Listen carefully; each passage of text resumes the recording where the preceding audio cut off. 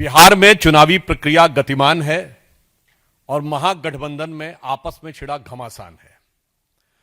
और वो घमासान इस सीमा तक है कि जो लोग मतदाता सूची सही न बना पाने का स्वांग रचकर भ्रम पैदा कर रहे थे, वो न अपने गठबंधन दलों की सूची फाइनल कर पाए हैं और न अपने प्रत्याशियों की सूची फाइनल कर पाए हैं, न साझा घोषणा पत्र बना पाए हैं, न साझा प्रेस कॉन्फ्रेंस कर पाए हैं, न साझा सीएम क्या डिप्टी सीएम का भी निर्धारण नहीं कर पाए हैं। और अब झारखंड मुक्ति मोर्चा के उद्घोषणा के बाद तो महागठबंधन को झारखंड से खंड खंड करने का संदेश बहुत स्पष्ट चला गया है। और उसके बाद अब उन्होंने,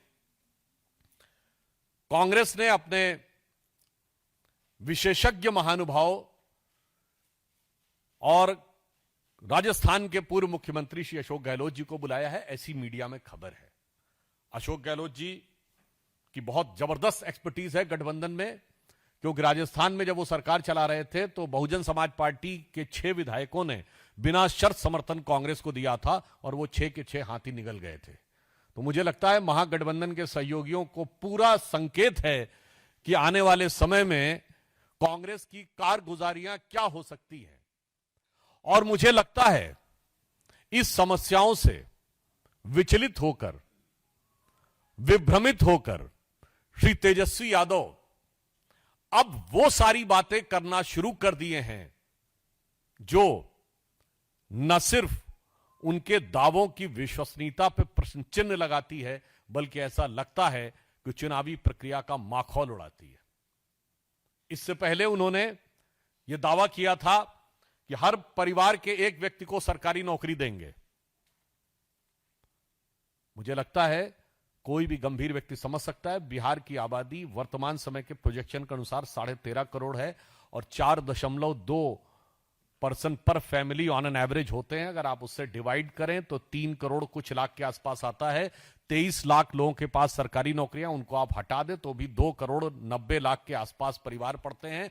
और हर व्यक्ति को अगर आप सरकारी नौकरी देंगे तो मिनिमम 30-35 हजार तनख्वाह से लेकर 2 लाख तक की तनख्वाह होती है, यानी 70-75 हजार रुपए ऑन एन एवरेज सैलरी पड़ेगी। तो मतलब 10 लाख रुपए साल, और 10 लाख रुपए साल को अगर आप 2 करोड़ 90 से गुणा कर दें तो 29 लाख करोड़ रुपए। बिहार का बजट है 3,17,000 करोड़ रुपए। कहावत होती है उतने पांव पसारिए जितनी चादर होए, पर उतनी बात बोलिए जिसका 1/10 भी बजट न होए।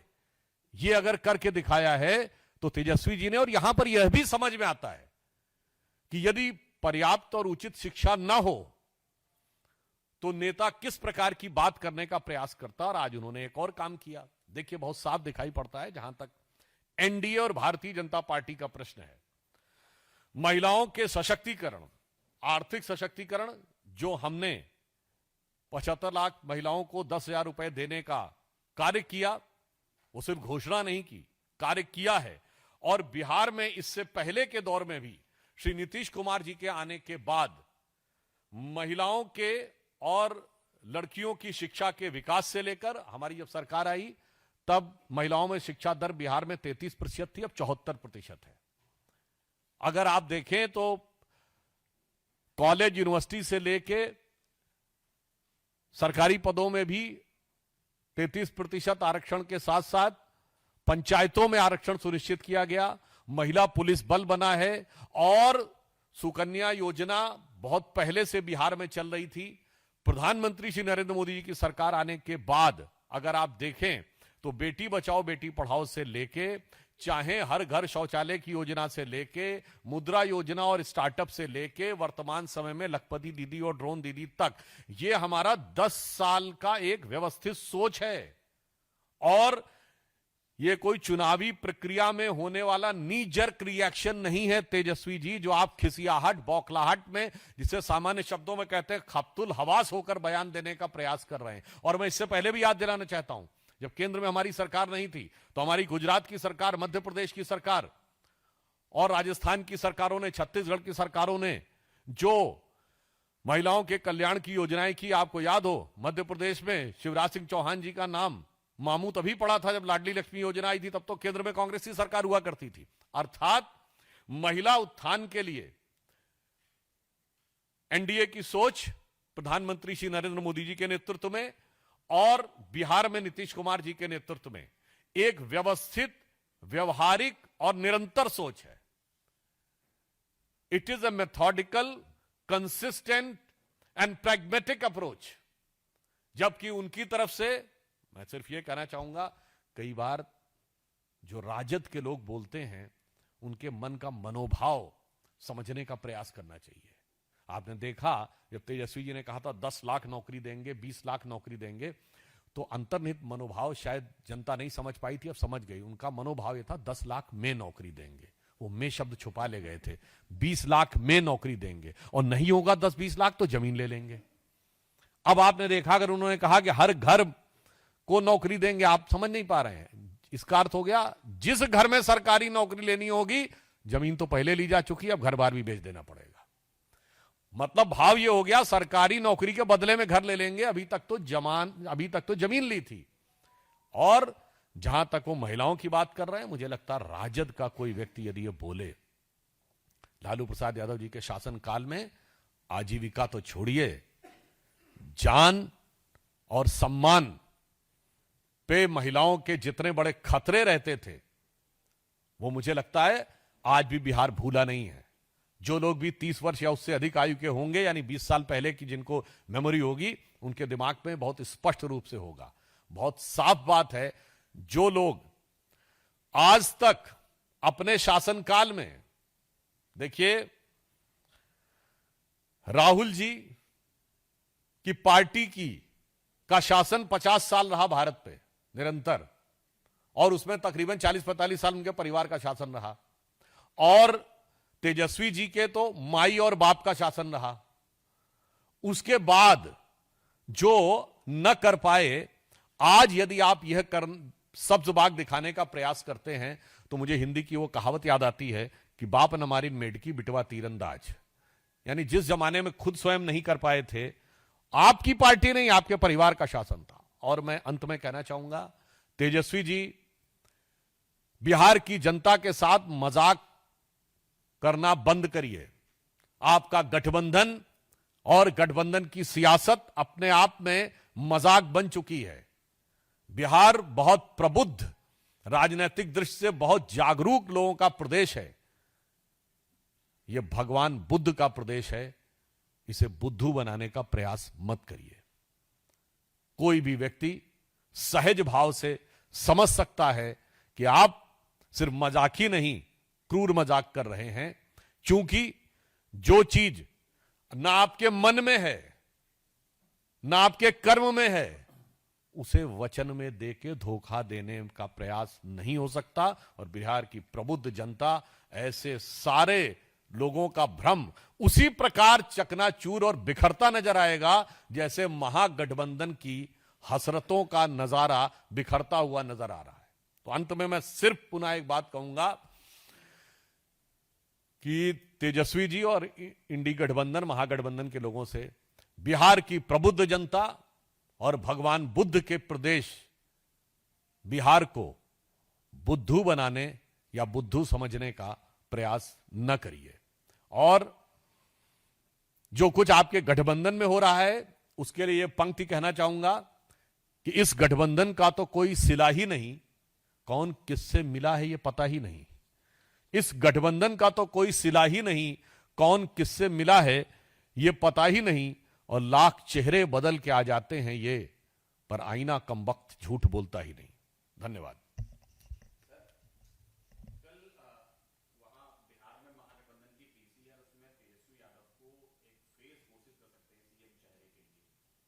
मुझे लगता है अभी तक महागठबंधन का चेहरा जितना बदरंग नजर आ रहा है, अब उसके बाद जब चुनावी प्रक्रिया अपने पहले चरण को पूर्ण कर चुकी है, यानी पहले चरण का तो नामांकन वगैरह सब पूर्ण हो चुका, उसके बाद भी ये कुछ करना चाहें तो मुझे लगता है कि अब बिहार की जनता समझ चुकी है कि ना तो इसमें कोई यथार्थ है ना सामंजस्य है।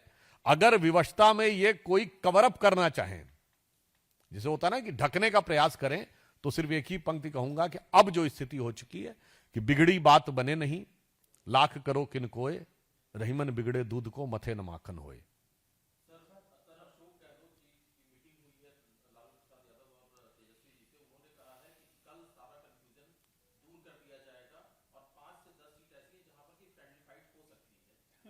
नहीं नहीं, वो फाइट में कितना फ्रेंडली है और कितना यू कैन मतलब आप ये कह सकते हैं कितना डेट्रीमेंटली है, ये आने वाले समय में पता लगेगा। और देखिए, अशोक गहलोत जी तो भारत के इतिहास के अद्भुत नेता हैं। आप याद करिए, जब खड़गे जी अध्यक्ष बने तो उससे पहले नाम चल रहा था अशोक गहलोत जी अध्यक्ष बन सकते हैं, मगर वो कुर्सी छोड़ने को तैयार नहीं हुए थे। और फिर मजे की बात यह, भारत के इतिहास में कोई ऐसा उदाहरण नहीं होगा कि जिस व्यक्ति का नाम पार्टी के राष्ट्रीय अध्यक्ष के लिए विचार हो रहा हो वो बागी हो गया हो, और उस समय राजस्थान के मुख्यमंत्री नहीं, राजस्थान के प्रदेश अध्यक्ष और विधानसभा अध्यक्ष की बागी खेमे में हो गए थे। तो मुझे लगता है कांग्रेस ने बहुत सोच समझ के अखिलेश जी को चुना है कि गठबंधन के सहयोगी दलों को ठिकाने लगाने से लेके अशोक गहलोत जी को चुना है।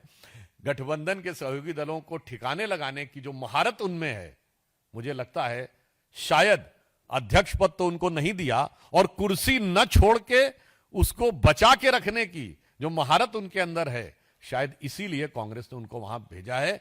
इसके लिए महागठबंधन के दलों को बहुत सावधान रहना चाहिए।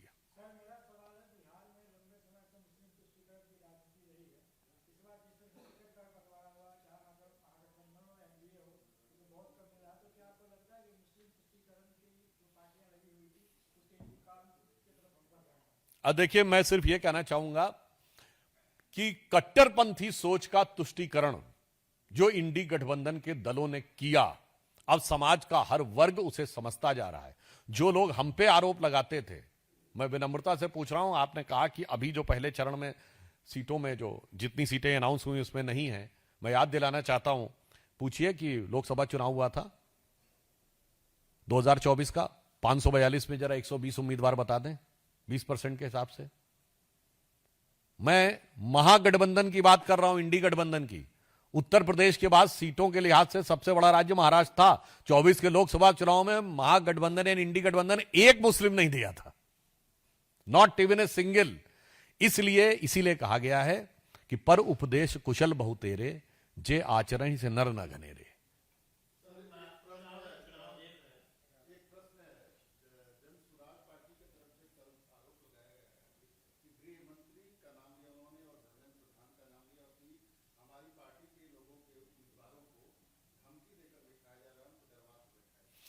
देखिए, मुझे लगता है कि जो लोग अपनी पार्टी पर ही विश्वास नहीं बना पाए हैं, तो जनता का विश्वास क्या बना पाएंगे।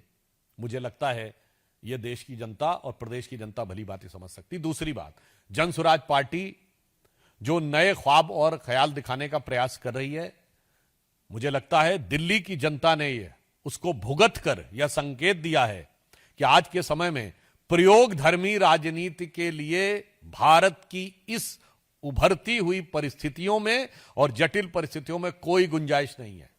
Any new experimental politics can be detrimental, यह साबित हो चुका है। तो मुझे लगता है, और वैसे मैं एक और बात लोगों को याद दिला दूं, ये जो नए प्रयोग और आंदोलन के नाम पर जो सरकारें आने का प्रयास करती हैं, अक्सर उनके परिणाम बहुत प्रतिकूल होते हैं। श्री लालू प्रसाद यादव जी भी जब आए थे तो विश्वनाथ प्रताप सिंह जी के नेतृत्व में भ्रष्टाचार के विरुद्ध हुए, बोफोर्स के घोटाले के विरुद्ध आंदोलन करके आए थे, और भ्रष्टाचार के वो कीर्तिमान स्थापित किए हैं कि आज उसी के आरोप में चुनाव लड़ने में अयोग्य हैं। तो यह सब प्रमाण साबित है कि इस प्रकार, और अभी आपने देखा अन्ना आंदोलन से निकली हुई पार्टी ने क्या क्या कमाल किया है, शीश महल से लेके और एक एक पौवे के बदले दूसरा पौवा देने में। तो बिहार की जनता को बहुत समझदारी के साथ समझना चाहिए कि इस समय किसी नए प्रयोग की गुंजाइश या उसको थोड़े से भी विचार करने की गुंजाइश नहीं है। और जांचे परखे खरे, तपे तपाए आजमाए, मोदी जी और नीतीश कुमार जी के नेतृत्व में ही विश्वास व्यक्त करेगी, ऐसा हमारा विश्वास है।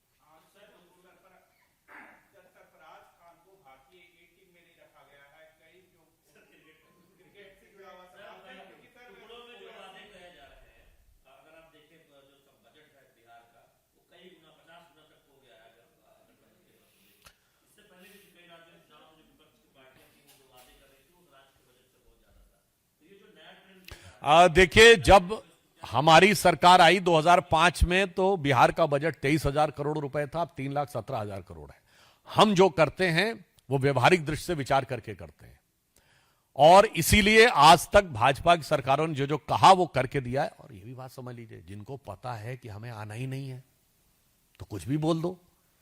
गुजरात में भी एक आम आदमी पार्टी ने जाके उनके वायदों को देखिए, शायद गुजरात के बजट से 2 गुना से अधिक से कर दिया था। तो देखिए, महागठबंधन को और तेजस्वी यादव जी को, राहुल जी को पता है कि बिहार का निष्कर्ष क्या होना है, न नौमन तेल होगा न राधा नाचेंगी। तो बोलते रहो। और ढपोर शंख की कहानी हम सबने सुनी होगी, जिसका कार्य है बोल देना, होगा नहीं होगा उससे कोई मतलब ही नहीं। अरे बिहार की बात करें ना जी, उस विषय के संदर्भ में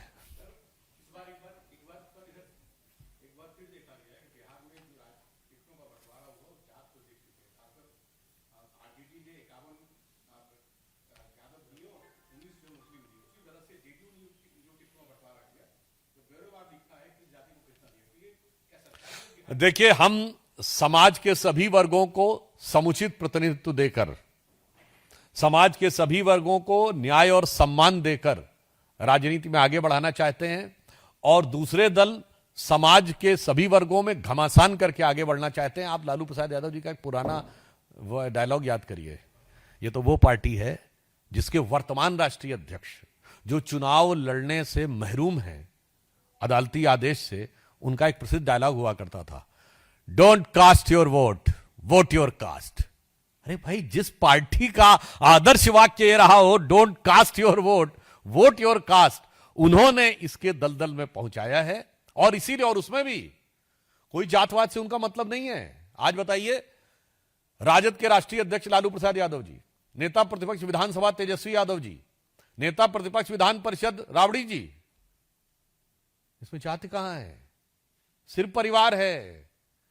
परिवार की गणना होती रहे पूरी, और फिर कहो जात की गणना है बहुत जरूरी। परिवार के हाथ में सत्ता संपूर्णन, और जनता को जातिवाद का चूरन।